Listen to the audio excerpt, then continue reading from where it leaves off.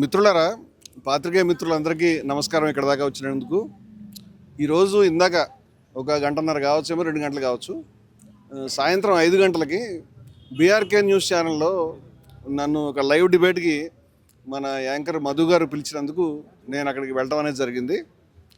అదే డిబేటు అంటే మతానికి సంబంధించి ఏ విధంగా రాజకీయ పార్టీలు అబ్యూజ్ చేస్తున్నాయనే విషయం మీద డిబేట్ ఉంటుందని నాకు చెప్పారు. ఆ సబ్జెక్ట్ నేను ఎప్పటి నుంచో మాట్లాడడం, బీఆర్కే కూడా చాలాసార్లు వెళ్ళడం వల్ల నేను చాలా ధైర్యంగా, నమ్మకంగా అక్కడికి వెళ్ళడం అనేది జరిగింది. ఆ యొక్క చర్చ ప్రారంభంలోనే నన్ను చెప్పమని అన్నప్పుడు నేను కొన్ని విషయాలు చెప్తూ, కొన్ని ఫొటోస్, దృశ్యాలు చూపించి రాజకీయ పార్టీలు ఏ విధంగా రాముడిని, కృష్ణుడిని మతానికి సంబంధించి ఉపయోగిస్తున్నాయి వాళ్ళ ప్రయోజనాలకి అనేటువంటి దానికి ఉదాహరణలు చెప్తూ ఈ బొమ్మ చూపించానండి. ఇది ఒక పేపర్ కటింగ్. ఇది ప్రధానమంత్రి మోదీ గారు ఇటీవల హైదరాబాద్ వచ్చినప్పుడు ఆ పార్టీ కార్యకర్తలు, వారు అభిమానులు కావచ్చు, దీంట్లో కృష్ణుడి యొక్క విశ్వరూప సందర్శన చిత్రం అండి. దాని ప్లేస్లో కృష్ణుడికి అనేక ముఖాలు ఉన్నట్టుగా ఉంటుంది. నేను Hindus for plurality and equality సంస్థ ప్రధాన కార్యదర్శిగా, గౌరక్ష సేవా సమితి యొక్క అధ్యక్షునిగా, హిందుస్థానీ గౌరక్ష సమితి యొక్క అధ్యక్షునిగా, జయభారత్ యొక్క జాతీయ ప్రధాన కార్యదర్శిగా నేను ఆ చర్చలో పాల్గొంటున్నాను.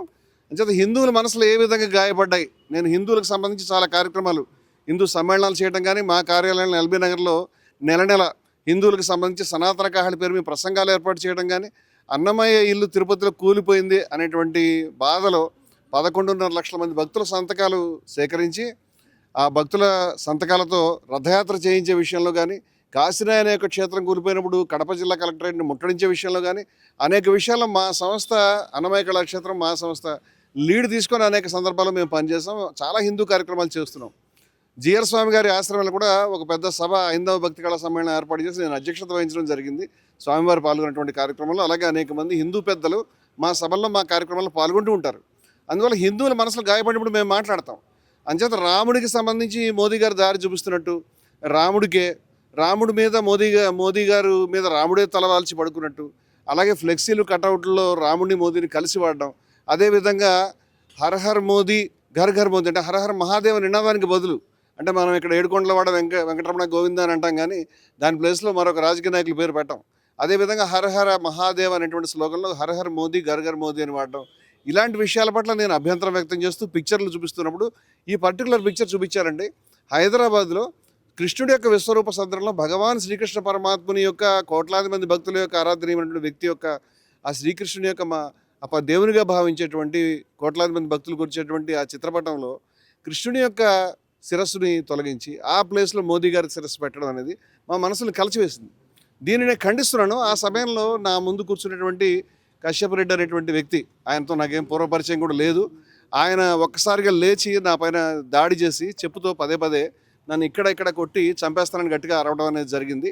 అది వేలు చూపిస్తూ ఆ తర్వాత కూడా చాలా బలంగా కొట్టాడు. ఆయనని యాంకర్ మధు గారు, అదేవిధంగా చర్చలో పాల్గొన్నటువంటి తిరుపతి రెడ్డి గారు, బీజేపీ పార్టీ ప్రతినిధి, నా మిత్రులు వారు, అదేవిధంగా అక్కడ ఉన్నటువంటి సిబ్బంది చాలామంది ఆయనను అడ్డుకొని ఆపకపోయి ఉంటే కనుక అతను దాడి ఆపే విధంగా లేడు. అతను పదే పదే నా మెడభాగంలో, నా సమస్య ఏంటంటే ఇక్కడ నాకు సర్జరీ చేయించుకోవాలి ఇమీడియట్గా, నాకు కార్డ్ కంప్రెషన్ అనేటువంటి సమస్య ఉన్నది. దాన్ని కంప్రెసివ్ మైలోపతి అంటారు వైద్య పరిభాషలో. దాంతో నేను సఫర్ అవుతున్నాను, ఎందుకంటే ఒక నెర్వ్ ప్రెస్ అవుతూ ఉంటుంది, దానికి సంబంధించి నాకు పెయిన్ ఉంటుంది. అక్కడ అతను నన్ను తీవ్రంగా పదే పదే కొట్టడం, ఆ తర్వాత కూడా అందరు సిబ్బంది ఆయనని సారీ చెప్పమంటే సారీ చెప్పను, చంపేస్తానని చెప్పడం అనేది, గట్టిగా అరవడం అనేది జరిగింది. చర్చకు వచ్చింది, చర్చల్లో అభిప్రాయాలు చెప్పడానికి కానీ ఎవరినైనా కొట్టుకోవడానికి, చంపుకోవడానికి కాదు అని అతనికి నాగరికమైన భాషలో ఏ విధంగా చెప్తున్నప్పటికీ కూడా అతను వినే పరిస్థితిలో లేడు. గతంలో కూడా ఆ వ్యక్తి బీఆర్కే ఛానల్లోనే 1-2 సార్లు చర్చలకు రావటం, అంతకుముందు గోవుకు సంబంధించిన చర్చ జరుగుతున్నప్పుడు బలంగా అతను చేతులు చూపిస్తూ మా వైపు నరికేస్తా, చంపేస్తా అని మాట్లాడినటువంటి సందర్భాలు కూడా గతంలో జరిగినాయి. అంతకుముందు కూడా మళ్ళీ మరొక చర్చలో ఆన్లైన్లో పాల్గొన్నప్పుడు కూడా ఇదే ధోరణి అతను కనపరచడం అనేది జరిగింది. ఇది ఏదో చెప్తున్నాడులే కానీ భౌతికంగా దాడి చేస్తాడని, అది కూడా కోట్ల మంది, లక్షల మంది చూసేటువంటి లైవ్గా టీవీలో ప్రోగ్రామ్ అవుతున్నప్పుడు దాడి చేస్తాడనేది ఊహించిన విషయం.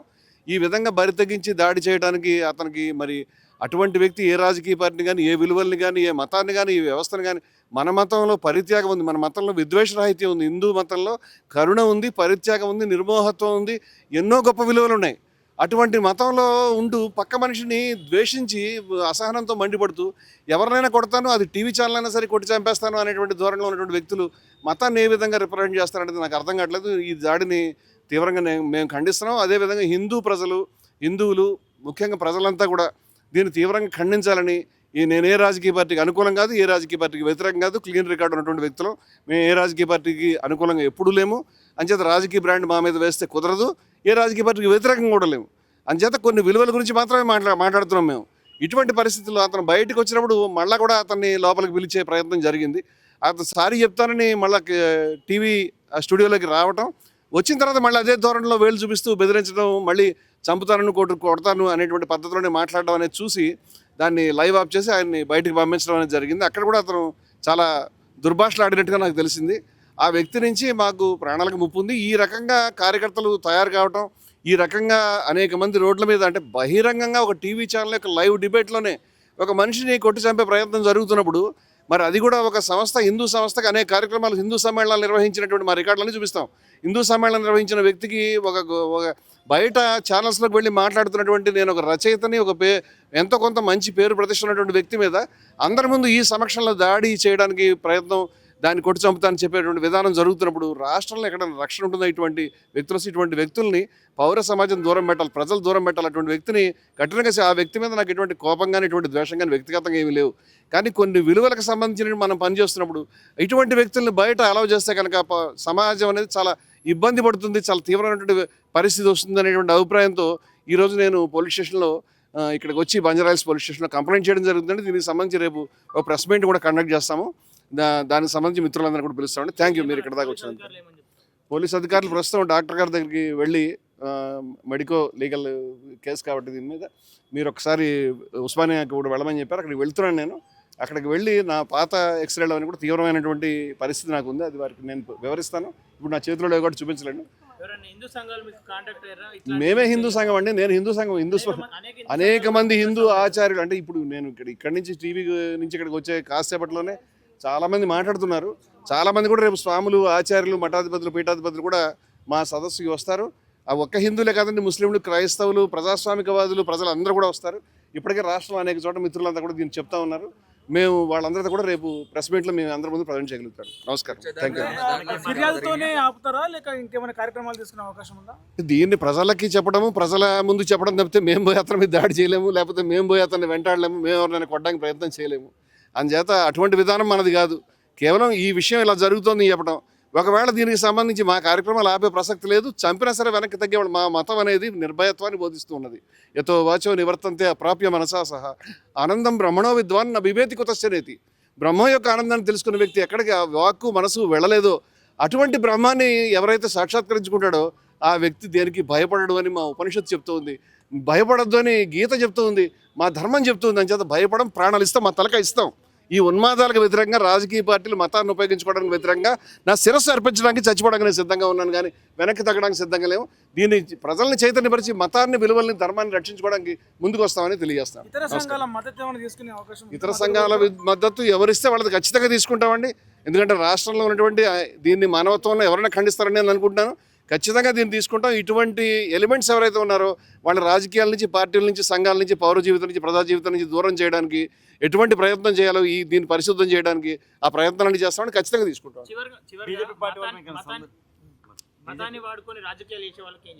మతాలను రాజకీయాలు చేసేటువంటి పెద్దలకి నేను నమస్కారం చెప్తాను. ఈ పార్టీ ఆ పార్టీ కాదు, అందరూ వాడుతారు. హిందూ, ఇస్లాం ఏదైనా కావచ్చు, మతాన్ని ఉపయోగించుకుని రాముడిని, కృష్ణుడిని, అల్లాని, ఖురాన్ని ఉపయోగించుకుని రాజకీయాలు చేయకండి.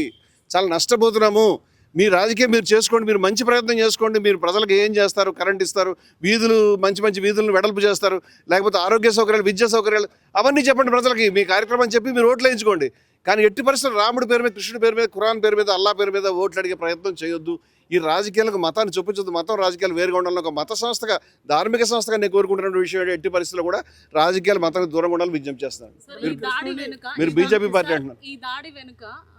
రాజకీయ పార్టీ ఉందనుకుంటున్నారా? ప్రస్తుతానికైతే నేను ఆ విషయం చెప్పలేనండి. ఎందుకంటే పోలీసుల వారి దర్యాప్తులో తెలియాలి ఆయన ఏ పార్టీ కార్యకర్త, ఎవరికి సంబంధించినటువంటి వాడు నాకైతే పూర్తి అవగాహన లేదండి.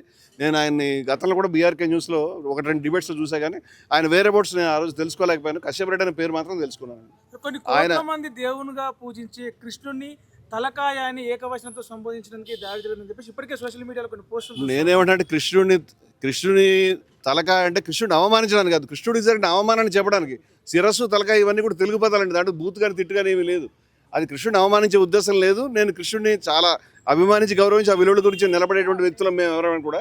అంచేది కృష్ణుడి మీద అవమానం మీద ఆయనకి బాధగా అనేది ఉంటే ఈ బొమ్మ చూసిన వెంటనే అతను చలించిపోయి ఇటువంటి దుర్మార్గం మనం ఎవరైనా కూడా ఖండించాలి, ఎవరు కూడా రానివ్వకూడదు అనే ఉద్దేశంతో అతను కావాలని దాడి చేసి నేను అనుకుంటున్నాను. ఎందుకంటే చాలా రోజుల నుంచి అతను టీవీ డిబేట్స్ చూసినప్పుడు చంపేస్తాను నరికేస్తాను మాట స్పష్టంగా చెప్తున్నాడు. అతను ఇవాళ రావటమే బహుశా ఈ ఉద్దేశంతో వచ్చాడని నేను అనుకుంటున్నాను.